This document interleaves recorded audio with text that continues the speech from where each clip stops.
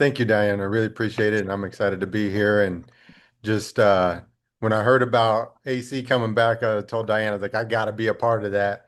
And then just hearing Jan, we're real similar. You spoke to me, got on a little bit. I had a little bit of scheduling conflict, so I apologize to Dr. Marissa. I've heard you speak before. I know that was powerful as well, but I did not get to hear you today.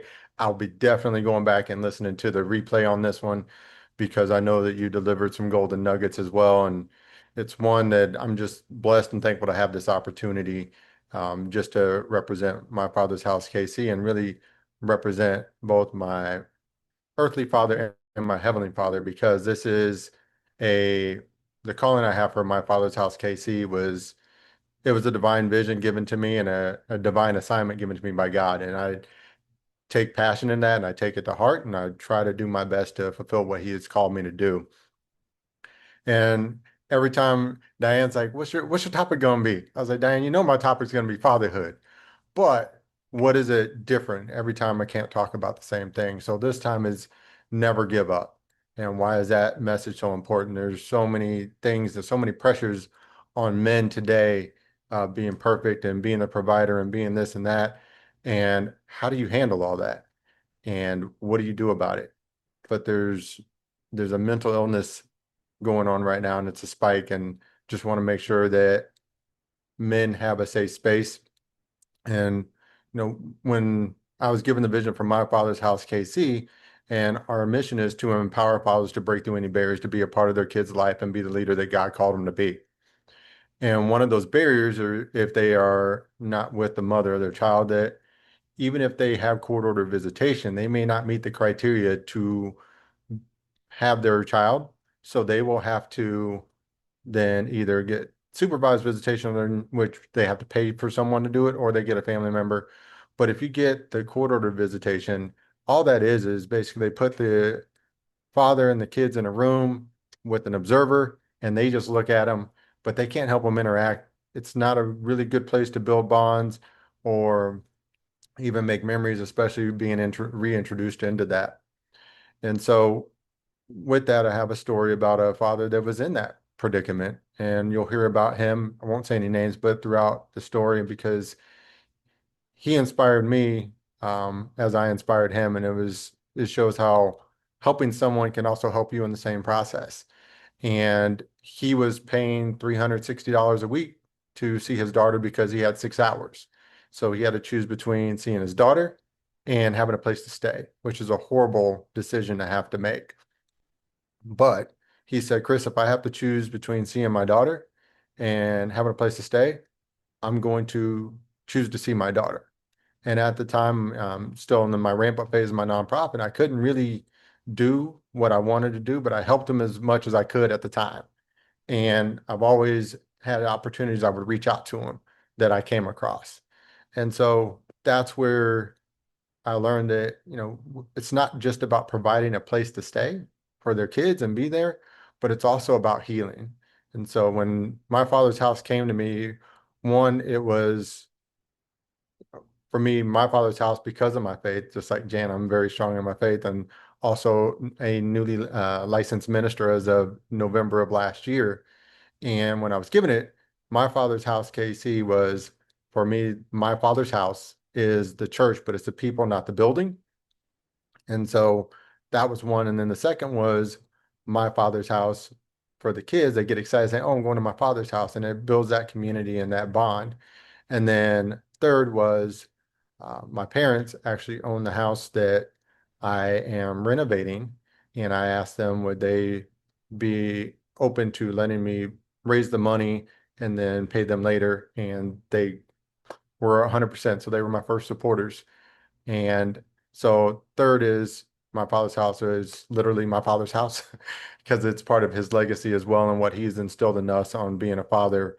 And along with him and my mother, they showed us how to parent really well. I've been blessed to be in a family that's really close knit. And one of the first things when people ask me when they hear about my mission, they're like, "Oh, well, was your dad in your life?" It's like my dad was in my life, and he was awesome. I've followed his footsteps as a minister, and he set the stage for what it means to be a man. And he was both vulnerable and present, and not the stereotypical father, but he was a present father and an engaged father, which you don't see very often anymore. But him and my mom worked really well to give us a strong foundation, not just in parenting, but especially in our faith. And that's where we started. So right now, there's so many things going against fathers, and it's kind of discouraging. And with those discouragements, sometimes you just want to give up. And I'm on online platforms and groups where there's one in particular, at least one, if not every other week, there's one person that just says, I'm just ready to give up. And when he's ready to give up, that means he's ready to die. And it doesn't matter what time it is. It's encouraging to see multiple men jump in and say, you know what? Don't give up. You can get through this. This is temporary. And that's one of the things that we forget is that a lot of the things we're going through is just temporary. But sometimes we want to walk with the pain instead of turning and face it or run away from it. It's just going to keep chasing us. And I heard a analogy a long time ago that was called be the buffalo. And I never understood what that meant until I learned that when a snowstorm comes for a buffalo, they turn into the storm and they walk into it because it lessens the effect and the impact on them. But if you try to walk with the storm, especially for buffalo in the snowstorm, they just stay in it and they can perish because they're not facing it. They're just trying to run away from it. But sometimes you can't run away. Sometimes you just got to turn and face things. And that's what we're trying to do with my father's house and helping fathers do that because yes, we provide the place to be, but we also are going to have a weekly accountability meeting where we help fathers heal because if you can heal, then you're whole and then you can be a more impactful father where we hear the generational curses and things. And for me, it's important for me having my father in my life. And I see my dad was and my mom were both we had all had somebody that was one of our family. We could call it the unofficial foster home because they showed that it's not just about being a part of your kid's life. If you see someone in need, then you step in and help out, and that's you're a father to those that don't have a father, and that impact can be huge. If you look at statistics, and one of the things I do on my day job is that I look at problems and I do process improvement, but I got to find the root cause of issues instead of trying to find and solve for symptoms, I solve for the root cause. And when you look at homelessness, truancy at school, emotional behavioral disorders, if you look at violent crimes and drug abuse and all the things that come along with that, you hear the statistics. But if you look at the root cause, most of those over 50% come from fatherless homes. And why is that? Because I believe that systemically, even if you look in sitcoms and things, we have generation, we're 4 to 5 generations in of boys raising boys or women raising boys to be men or daughters as well. And a lot of times we focus on the father-son relationship, but we forget and don't put as much emphasis on the father-daughter relationship because it's like, oh, we got to teach them how to be a man, but you also your daughter's your first love and you show her how to be loved. And that way, if you tell your daughter she's beautiful, you love her. And then when a guy comes in and tries to smooth talk her, she's like, well, I know that. My dad told me that every day. And so you set that precedent for how your daughter is. But for the son, you also show your son how to love a woman. And even if you don't work out with the mother, it is still the father's responsibility to show, like, this is the mother of my child. I need to love her as well.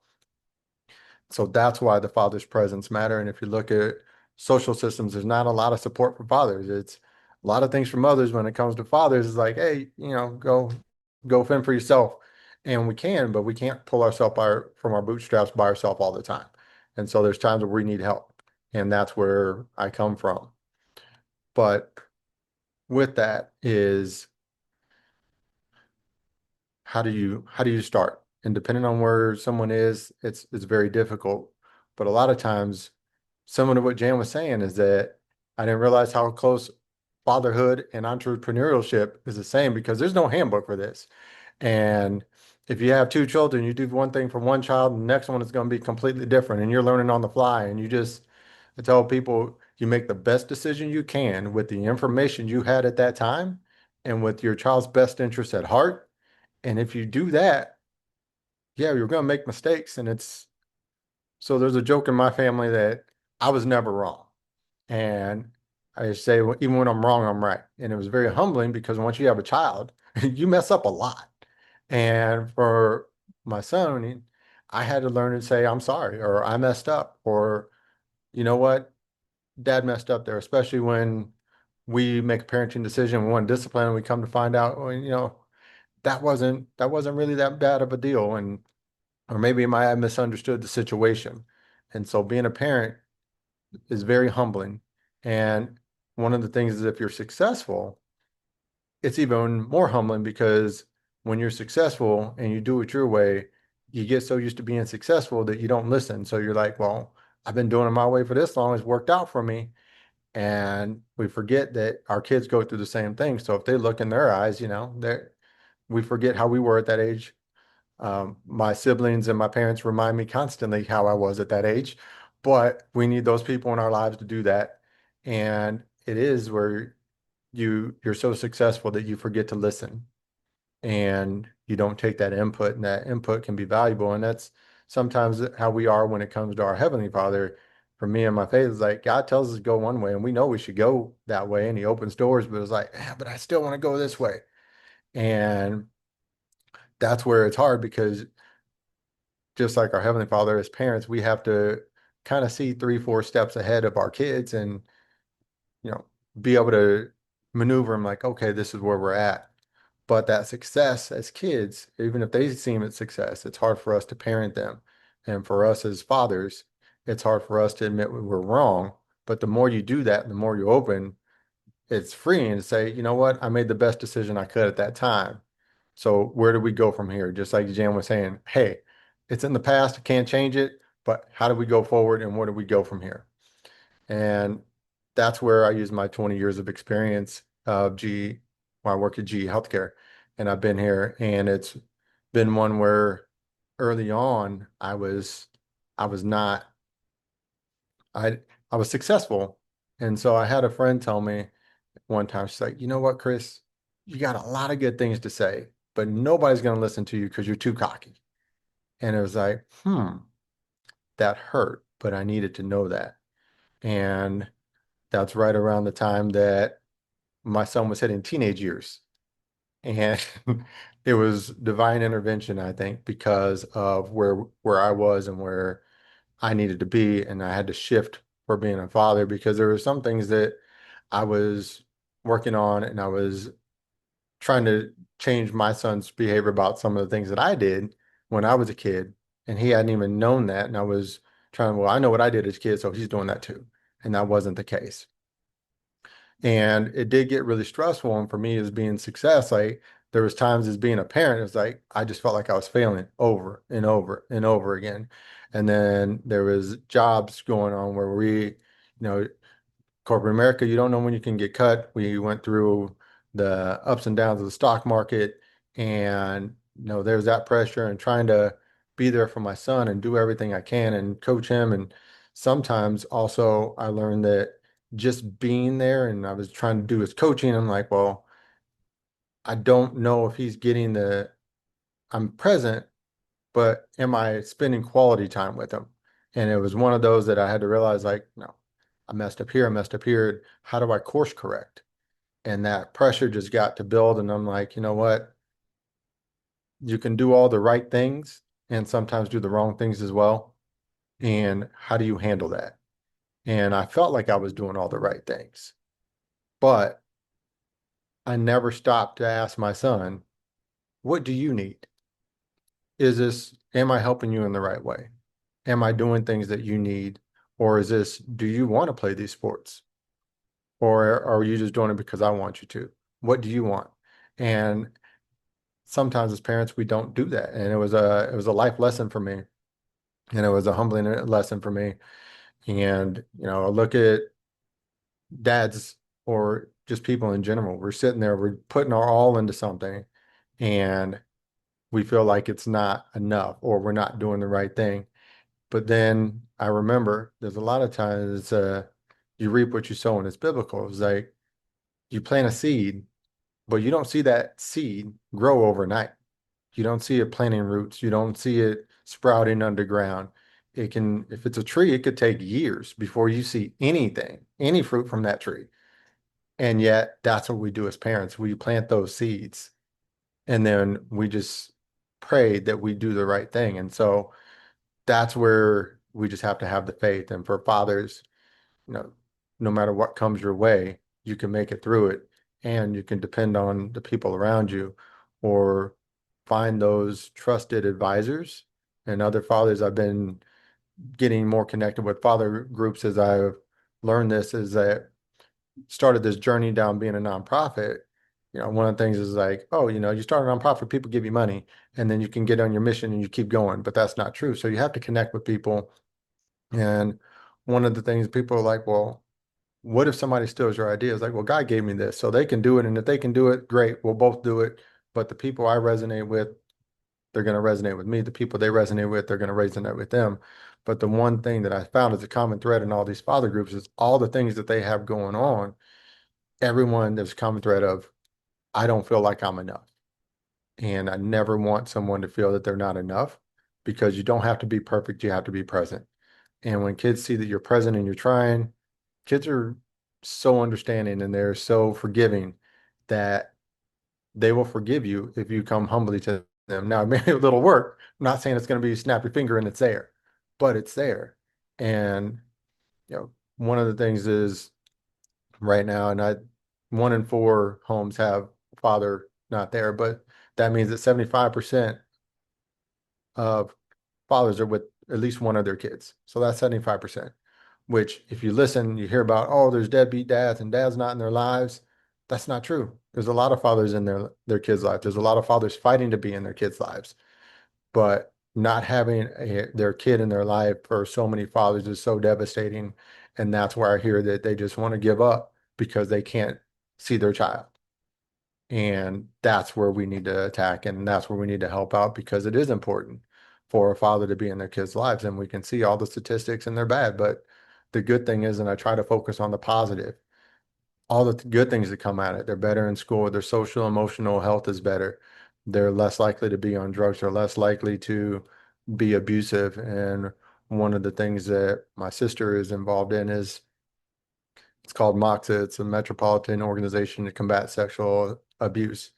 And there's a violent crimes. And if you can go ahead and give young men to understand, like, you don't have to go there, and they give the strong support and they know what it means to be a man, then a lot of those get cut down. Like, there's not a percentage that I can tell you because they haven't looked at it yet, but over 50% of violent attackers, drug abuse, and those are from fatherless homes. So if 50%, and we know that that helps out, I'm not saying 50%, but it could improve it by about 30% at the least. But it takes a father to fight to be there. And even if your child doesn't want to be, you just gotta stay there. And I tell people that, I told you success was one of mine. And I kept doing it my way, and I just did it my way, and I was successful at it. But now I realize there was a grace over me that God put on me. And it wasn't my success, it was his success for where he wanted me to be. And I didn't listen to my dad. He had preached to me a lot. I got sermons from other people. And he's like, well, I don't know why I told you that. But I needed to hear it, because now it's coming to play where I have all these years of wisdom from my father that I'm now able to share. And that's where that comes in at. And I'm able to touch men and relate to other men from that point of view. And so it's like, well, if there's one thing that I can tell fathers is, don't throw in the towel, don't give up. And, for some people, they're like, well, I'm not a father, but there might be a little girl, a little boy, or someone that that doesn't have a father, and you can pour into their life as well. And for me, I've experienced that as well, because my best friend's daughter was struggling and she didn't have a father in her life. And her and I had always been close, and she called me and said, hey, would you be my dad? And I told her, it's like, I can do that, but our relationship is going to change because before that, her and I were really good friends and I would take her side. I said, things will change if you do that. And she's like, I want that. I said, okay. So I did. And, we've had some struggles and I've had to deal with some things with that. But I had to come down on her one time and she was like, I want to go back to the way it was. Like, well, sorry, that was your choice. But seeing where she is now, because of pouring in, and my dad's done the same thing. I've seen so many other men do that, and it changes a child's life. And so, yes, you will have extra struggles with that, but you just push through. And fast forward a little bit, I want to tell you two stories. And so, with my friend that I was telling you about earlier, I'd always checked in with him, and then this past year, I had an opportunity for him, and I called him and I said, "Hey, I had this opportunity, or would you be interested?" And he's like, "Well, I kind of, it's bad timing because I just started a new job, and yes, that would be good, but I got a company car, I, making good money, and I have a place for myself now, and I have a place that my daughter has her own spot as well." And I just told him, like, look, man, it is so good to hear that because you never know where people end up, and you've always been responsive and checked in. But to see where he went from not having a place to stay and just pushing through in order to be able to now have a company car. He spends every other weekend with his daughter, gets her during the week, and he's able to provide for her and be there for her the way he always wanted. It was just a blessing for me to hear that. And that's where I told him he encouraged me. It's like, well, you also encouraged me because you helped me out and you stayed connected. It wasn't like you just helped me out one time. You always stay connected. And that's what it takes is just sometimes being persistent. And second story that I want to talk about is as the Bible says, raise a child up in the way he should go, and when he gets old, he should not depart from it. But don't tell you about that middle part. And that's, to me, that's where the prodigal son comes in. And for those that don't know, for the prodigal son is in the Bible. And what happened, it was one of the parables that Jesus told. Is there was a father that one of his sons wanted his inheritance like right now because we're in that type of society where everything is right now. We don't want to wait. We want quick money. Kids want to get to where their parents are, but they don't see the work that was put in. And so the father was like, here, you don't have to wait for your inheritance. You can have it now. And son goes off and he parties, drinks, does all the things, lives a life, lives in the world, and then he runs out of money. And then next thing you know, he's homeless, doing these jobs, working in farms and stuff, and he's eating scraps from the animals because he doesn't have any money. And he goes like, you know what? I could be my father's servant and live better than this. So it's better for me to go home and be my father's servant than it is for me to live here. And so he goes home, and the father sees him coming from a long ways away and starts to celebrate and tells his servants to go prepare a feast because the son has come home. And so he ran out, open arms, clothed the son, gave him a hug, and just welcomed him. And that's how we should be as parents as well, because that's how our Heavenly Father is for us. Yeah, we're going to make mistakes, we're going to be out there in the world, but all we have to do is turn and ask for forgiveness. And why we shouldn't throw in the towel for fathers is because our kids are going to get there. And right now, 58% of 18 to 24-year-olds, which that's where kids think that they're adults. Like, oh, I'm going to live on my own, do this and do that. They find out life is hard. And so your job doesn't end at 18, doesn't end at 24 either. But that 18 to 24 range, 20 or 58% are living with their parents from a recent study. So it's not too late. My story is always, it's never too late. You may have to put some work. The relationship may not be the same, but you never see that tree if you throw in the towel and you give up too early. So if you have fathers or mothers also that don't know what to do or they don't have that support, please send them to me.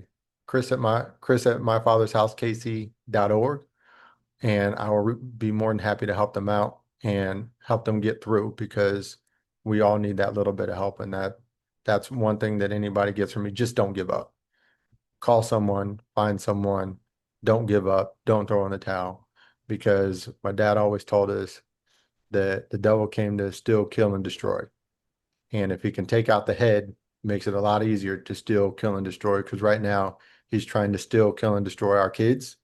And fathers have to step up and be that barrier and pray for those kids and be that intercessor to stop that from happening. Will they go away? Yes, but that's where we cover them with prayer, let God handle them. But we don't throw in the towel. We don't give up the fight. Thank you.